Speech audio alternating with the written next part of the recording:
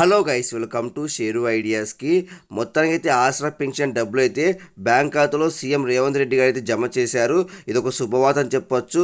కాబట్టి ఎవరికొరికి డబ్బులు జమ చేశారు, ఎప్పుడులోపు డబ్బులు పడుతుందని దానిపై ఈ వీడియో క్లారిటీ చెప్తాను. ఎందుకు చూడండి ఫేస్ మీదుగా మంచిగా ఫస్ట్ టైం వస్తే ప్రతి ఒక్కరు లైక్ అండ్ షేర్ చేయండి, ప్రతి ఒక్కరు సబ్స్క్రైబ్ చేసి పక్క మిలహం చేసుకోండి. ఇంకా డైరెక్ట్ టాపిక్కి వెళ్ళిపోతాం. మొత్తానికి అయితే తెలంగాణ రాష్ట్ర వ్యాప్తంగా ఉన్న ప్రజలకైతే తెలంగాణ రాష్ట్ర ప్రభుత్వం అయితే మొత్తానికి అయితే ఆసరా పింఛను పెంచి డబ్బులు అయితే జమ చేసేది బ్యాంక్ ఖాతాలో ఈరోజు.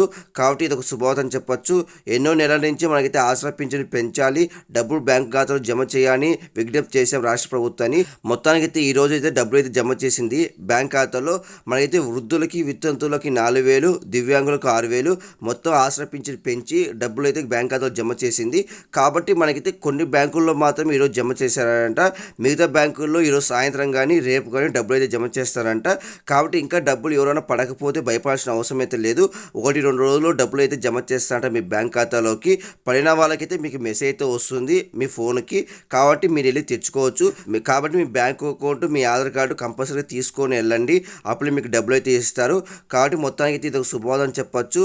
ఇంకా అప్డేట్స్ని ఖచ్చితంగా పోస్ట్ చేస్తాను. ప్రతి ఒక్కరు లైక్ షేర్ చేయండి, ప్రతి ఒక్కరు సబ్స్క్రైబ్ చేసి పక్కన మిలహం చేసుకోండి. Thank you for watching. Thank you.